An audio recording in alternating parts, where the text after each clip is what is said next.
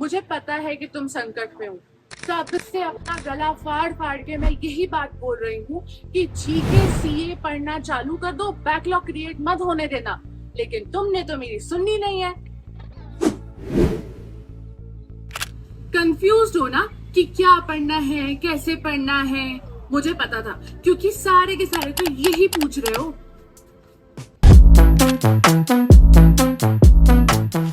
चलो, let me make it easier for you. तो इस वीडियो में मैं तुम्हें 4 पॉइंट्स बताने वाली हूँ और उन 4 पॉइंट्स में तुम्हारे लिए सब कुछ इजियर हो जाएगा। सो फर्स्ट पॉइंट क्या है?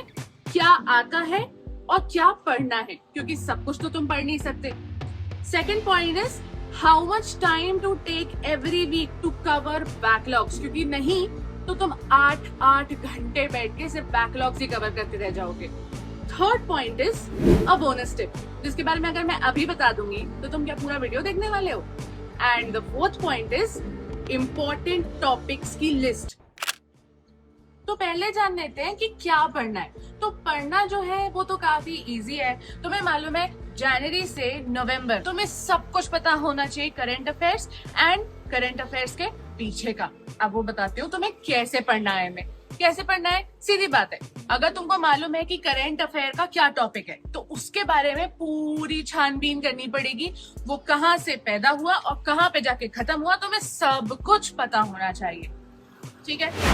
How much time to invest to cover backlogs, ये इतना डिफिकल्ट क्वेश्चन है और ये इतना डिफिकल्ट बात है तुम्हें समझाने के लिए कि भाई 8 9 घंटे बैठ के अगर अब तुम करंट अफेयर्स और जीके कवर करने की कोशिश करोगे तो उससे कोई बहुत ज्यादा डिफरेंस नहीं आ जाएगा। इससे अच्छा तो पहले पढ़ना स्टार्ट कर देते। तो अब तुम क्या कर सकते हो? तो अब तुम्हें मैक्सिमम 3 से 4 घंटे लगाने हैं every week to just cover backlogs. अब वो तुम हर दिन में भी डिवाइड कर सकते हो कि 1 घंटा पूरे वीक में 4 दिन में डिवाइड कर लिया, या कैसे भी। I don't care. So finally you've made to the bonus section of this video, which is a very important section, क्योंकि यहाँ पे मैं आंसर करने वाली हूँ आप ही के द्वारा पूछे गए बहुत सारे questions, the most asked questions. लेकिन अकेले मैं आंसर नहीं करने वाली हूँ, मेरे साथ यश सर आंसर करने वाले, जो कि आपसे और मुझसे दोनों से बेहतर है in the form of GK. तो जीके सेक्शन में उनकी एक्सपर्टीज एक्सट्रीम है। तो मेरा फर्स्ट क्वेश्चन यश सर आपसे ये है कि अगर कोई बच्चा जीके में बहुत अच्छे मार्क्स स्कोर करना चाहता है तो उसको कौन सी मैगजीन को रेफर करना चाहिए, कौन सी मैगजीन बेस्ट होगी? देखो, आप इसको 2-3 तरीकों से देख सकते हो कि बच्चा क्या क्या सोर्सेज को फॉलो करता है। नंबर 1, बच्चा प्रेफर करता है to read from magazine of some coaching institution, जो कि बहुत ज्यादा बेसिक चीज है। सेकंड, वो प्रेफर करता है कि वो किसी बड़ी वेबसाइट से रीड कर ले। फॉर एग्जांपल दृष्टि आईएएस से कर ले, विजन आईएएस से करते हैं बहुत सारे बच्चे रीड। बहुत सारे बच्चे जीके टुडे फॉलो करते हैं, तो इस तरह की वेबसाइट्स को फॉलो करते हैं। थर्ड सोर्स, जो मोस्ट कॉमन सोर्स है, दैट इज यूट्यूब वीडियोज। मैं एक एक करके बता देता हूँ कि क्या करना चाहिए क्या नहीं करना चाहिए। आई बिलीव आपके ऑडियंस के लिए सबसे बेस्ट होगा। नंबर 1, जब आप कोचिंग की मैगजीन देखते हो तो मैंने कोचिंग की मैगजीन्स के साथ एक बहुत ही कॉमन फ्लॉ देखा है, दैट इज कि कोचिंग की मैगजीन एक पर्टिकुलर नंबर ऑफ टॉपिक्स को ही कवर कर पाती है। फॉर एग्जांपल 15 20 25 टॉपिक्स, इससे ज्यादा कोई भी मैगजीन कवर नहीं करती है। और वहां पे डेप्थ की एक लिमिट होती है कि आप एक लिमिट तक ही डिग इन कर सकते हो और उतनी ही चीज को बता सकते हो। और बहुत बार बहुत सारी जीके की चीजों को एक्सप्लेनेशन की जरूरत होती है, जो मिस आउट करते हैं मैगजीन्स या फिर नोट्स या फिर आईएएस की वेबसाइट्स। तो इसलिए मैं तो नहीं रिकमेंड करता हूँ किसी भी बच्चे को किसी पर्टिकुलर कोचिंग इंस्टीट्यूशन की magazine, because it is not a sufficient source. It's a good source but not a sufficient source because of the number of topics. Number 2, अगर आप देखोगे कि वेबसाइट्स को फॉलो करना सही है कि नहीं, तो वेबसाइट्स का प्रॉब्लम क्या होती है, वो सारी आईएएस की वेबसाइट्स है। तो वहां पे बहुत ज्यादा pre and mains focused topics को कवर किया जाता है। वहां पे क्लैट ओरिएंटेशन में चीजों को कवर नहीं करते हैं। करेक्ट। थर्ड पे हम लोग आते हैं। Third is YouTube channel. YouTube channel के साथ प्रॉब्लम क्या होती है कि बहुत सारे चैनल्स को आप फॉलो कर सकते हो। मैं भी बहुत सारी जीके क्लासेस कंडक्ट करता हूँ यूट्यूब पे ऑनलाइन। यूट्यूब पे अच्छा क्या चलता है, दैट इज जो भी चीज वायरल हो। फॉर एग्जाम्पल कोई अगर बहुत ही इंपॉर्टेंट टॉपिक है तो उस टॉपिक को कम देखा जाता है, बच्चे कम देखते हैं। लेकिन अगर कोई एक फालतू सी चीज है तो उस फालतू सी चीज को बच्चे बहुत ज्यादा देखते हैं। तो इस तरह से कंट्रोवर्शियल डायरेक्शन लेस होते हो। प्लस एक जो उसके ऊपर से प्रॉब्लम आती है कि यूट्यूब चैनल बहुत ज्यादा ऑर्गेनाइज नहीं कर पाते हैं आपकी पढ़ाई को। आपको जीके में ऑर्गेनाइज होना बहुत इंपॉर्टेंट होता है कि मंथ ऑन मंथ आपके सारे टॉपिक्स कवर्ड हो, वो चीज नहीं हो पाती है। करेक्ट, मतलब कंट्रोवर्शियल टॉपिक्स को ज्यादा कवर किया जाता है यूट्यूब पे, क्योंकि at the end views algorithm उसी चीज को पुश करने में ज्यादा ध्यान लगाते हैं, लीविंग ऑल मतलब दैट। क्योंकि मेरे को भी बहुत सारे ऐसे आइडियाज आते हैं। फॉर एग्जांपल मैंने एक कॉन्सेप्ट देखा था which is called digital rape. मैंने सोचा था मैं वीडियो बना देता हूँ। मेरे को पता था कि अगर मैं डिजिटल रेप का वीडियो बनाऊंगा तो वो 3 4 5 हजार क्लाट एस्पिरेंट्स में पहुंच जाएगा, वो लोग देख लेंगे, लेकिन क्या उससे बेनिफिट होगा स्टूडेंट को? नहीं होगा। इसलिए जब मैं वीडियोस करता हूँ यूट्यूब पे भी जो वीडियोस डालता हूँ, अगर आप देखोगे तो वो बहुत ही एग्जाम स्पेसिफिक वीडियोस होते हैं कि बच्चे के रेलेवेंस के वीडियोस रहे, भले ही करेक्ट। उनके व्यूज कम आ जाए। करेक्ट। ये तो प्रॉब्लम भी वैसे मैं फेस करता हूँ कि मैं पॉपुलर टॉपिक्स को नहीं चुनता हूँ। ओके, तो जैसे अगर 3 मंथ्स जो होते हैं, जो लास्ट 3 मंथ्स होते हैं, क्या उसके एक्चुअली, मतलब मोस्ट लोग बोलते हैं कि टॉपिक सबसे ज्यादा इंपॉर्टेंट होते हैं, इज इट अ मिथ और इज इट अ फैक्ट? देखिए, अगर आप सच में कंपेयर करना चाहते हो तो लास्ट 3 मंथ्स यानी कि सितंबर अक्टूबर एंड नवंबर मोस्ट इंपॉर्टेंट होते हैं, और इस पोर्शन से ही सबसे ज्यादा नंबर ऑफ क्वेश्चंस पूछे भी जाते हैं। Correct. But the problem is कि आप इसके पीछे का जो बैकलॉग का पोर्शन है फ्रॉम जनवरी टू अगस्त, इसको स्किप नहीं कर सकते। अगर एक पैसेज भी आ गया ना तो 5 मार्क्स की बात होगी। जीके में 5 मार्क्स गेन करने में कितना टाइम लगता है? Hardly 30 seconds max. 30 सेकेंड्स में आप 5 क्वेश्चन सॉल्व कर लेते हो जीके के। तो अगर आप इस चीज पे लूज आउट करोगे तो आपका कंपटीशन यहाँ पे आपसे बहुत ज्यादा आगे निकल जाएगा। तो आप लास्ट 3 मंथ्स को बहुत अच्छे से पढ़ो, लेकिन पीछे के पोर्शन को बिल्कुल भी मत छोड़ो। अगर करेक्ट। आप मैथमेटिकली इस चीज को देखना चाहते हो, जिसमें क्लाड एस्पिरेंट्स बहुत ज्यादा वीक होते हैं, कि अगर 100% ऑफ क्वेश्चंस आ रहे हैं तो इसमें से एक पैसेज अगर आ जाता है तो विच कैरीज 5 मार्क्स, तो वो 18% ऑफ एग्जाम होगा। हम्म। यानी कि 18% ऑफ जीके सेक्शन को आप लूज आउट कर जाओगे अगर एक भी पैसेज आ गया तो। करेक्ट। और में सबसे लीस्ट अमाउंट ऑफ टाइम लगेगा टू सॉल्व क्वेश्चंस। एब्सोल्युटली। एक और चीज जो मुझे लगता है कि सभी के लिए एक बहुत बड़ी प्रॉब्लम है, कि अगर जीके पढ़ रहे हैं तो नोट्स भी बना रहे हैं, क्योंकि कई लोगों के लिए it's impossible to remember everything they read. तो जो नोट्स बनाते हैं वो ऐसे कैसे बनाए कि वो क्रिस्प नोट्स बने?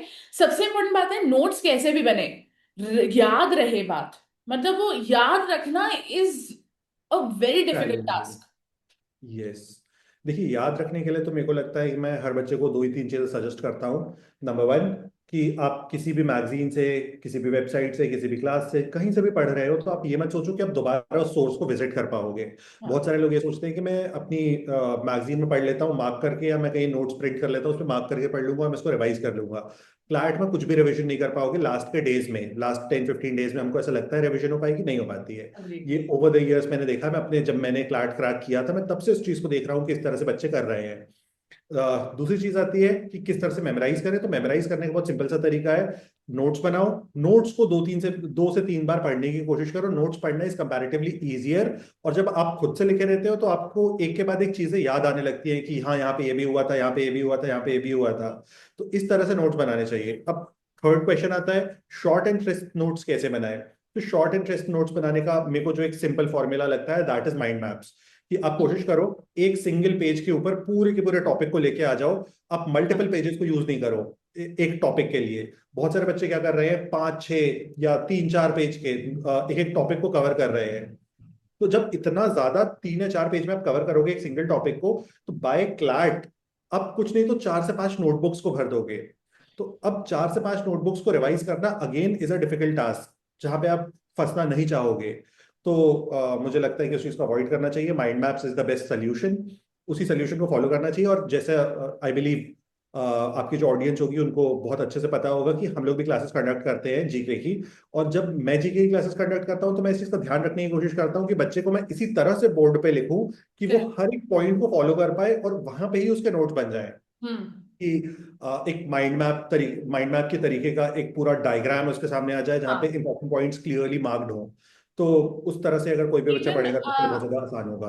और इस इवन चीज को कई अगर सारे देखना चाहता है तो कोई भी बच्चा मेरे यूट्यूब चैनल पे भी देख सकता है। वहाँ पे बहुत सारी क्लासेस कंडक्ट की हैं, तो बच्चों के लिए ईजियर रहेगा। इवन कई सारे बच्चों के साथ क्या होता है, जो मैंने देखा है, कई बार देखा है, कि जब वो एग्जाम सेंटर में जाते हैं और वो पेपर लिखना चालू करते हैं और फिर उनको जीके का क्वेश्चन आता है, तो एक माइंड मैप का एक पर्टिकुलर लेग को मतलब एकदम से याद करके और वो पिक्चर आ जाना आपके दिमाग में of that particular topic is more likely than the 3-4 page का जो आप एक नोट्स बनाते चले जाते हो। I think that is easier. That is why मैं सीआर में भी मोस्टली कोशिश करती हूँ कि मैं माइंड मैप से पढ़ा सकूं, फैमिली ट्रीज बना के पढ़ा सकूं। तो it is the best strategy ever. Now moving on to the last question. एक छोटी सी और चीज थी कि बहुत बार ये भी होता है कि मतलब जब आप किसी सोर्स को फॉलो कर रहे हो, जहाँ पे आपने सोर्स की बात की थी, मैं उसी में ऐड करके बच्चों को हेल्प करने के लिए बताना चाहूंगा कि मेरे को ऐसा लगता है कि अगर आप कहीं पे भी क्लासेस से पढ़ रहे हो तो क्लास से पढ़ना इज द बेस्ट सोर्स। हाँ। क्योंकि क्लासेस जब कंडक्ट होती है, ऐसा नहीं बोल रहा हूँ मैं कि मैं ही पढ़ा दूं या मैं ही ऐसा करता हूँ, जितने भी अक्रॉस इंडिया जीके के टीचर्स हैं सारे के सारे इस चीज को फॉलो करने की कोशिश करते हैं कि जितना ज्यादा हम स्टोरी के फॉर्म में ले जा पाए, 2 से 3 चीजों को एक साथ कनेक्ट कर पाए। उन कनेक्शन से क्या होता है कि एक क्वेश्चन अगर आपको आया तो आपको पूरा का पूरी सारी चीजें याद आ जाती है। वो करेक्ट। आप वहां पे एग्जाम में बैठ के चीजों को रिकॉल कर पाते हो, और रिकॉलिंग के बेसिस पे ही आप जीके के पोर्शन को सबसे बेस्ट मैनर में सॉल्व कर सकते हो। आप इतनी सारी चीजों को, इतनी सारी इंफॉर्मेशन को मेमोराइज नहीं कर सकते हो। तो अगर कोई भी बच्चा जो अभी स्टार्ट कर रहा है या जीके में प्रॉब्लम फेस कर रहा है, तो उसको तो हाईली रिकमेंडेड है कि वो क्लासेस को ही फॉलो करे, कहीं से भी क्लासेस ले, लेकिन classes is the best source. Moving on to the last question. आप मुझे बस ये बता दीजिए कि जीके में गुड मॉक स्कोर कितना होता है, क्योंकि this is such an ambiguous topic to talk about कि किसी से भी मैं पूछती हूँ तो किसी के पास भी कोई क्लियर आंसर नहीं होता है इसका। मैं भी एक एम्बिगुअस आंसर ही देने की कोशिश करूंगा, क्योंकि यहाँ पे क्लियर आंसर देना इज नेक्स्ट टू इम्पॉसिबल। आपको इस तरह से सोचना चाहिए। आई बिलीव जो बच्चे समझ पाएंगे इस बात को, उनको पूरे जीके के अराउंड क्लैरिटी मिल जाएगी कि अगर आप एक टॉपिक को पढ़े हो, वो टॉपिक आपके मॉक में आया, अब उस मॉक में आपके उस टॉपिक पे फुल मार्क्स आने चाहिए। फॉर एग्जाम्पल, मैं एक स्टूडेंट हूँ, मैंने G20 पढ़ा था। अब G20 पे क्वेश्चन आए तो मुझे उन 5 क्वेश्चंस में फुल मार्क्स चाहिए। करेक्ट। अब अगर उसमें फुल मार्क्स नहीं आ रहे हैं, यानी कि मेरी प्रेपरेशन में कोई ना कोई प्रॉब्लम है, और अब मेरे को फिक्स करने की जरूरत है इस चीज को।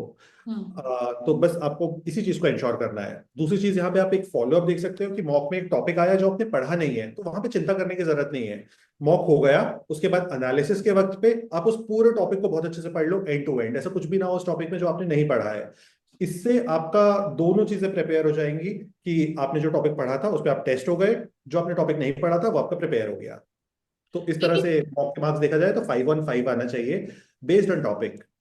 लेकिन मुझे ऐसा लगता है कि कई बार ऐसा होता है ना कि जो कोचिंग है तो वो कोचिंग अपनी मैगजीन के हिसाब से मॉक में क्वेश्चंस डालती है। वो ऐसा नहीं करती है कि वो कुछ और अपनी मैगजीन में डाल रहे हैं एंड कुछ और क्वेश्चन बना रहे हैं। तो ऐसा भी तो हो सकता है कि उस कोचिंग के क्वेश्चंस मतलब उस कोचिंग के हिसाब के जो टॉपिक्स है वो ना आए। तो इस चीज की गारंटी कौन देगा कि कौन सा टॉपिक्स कैसा क्या है एटसेट्रा।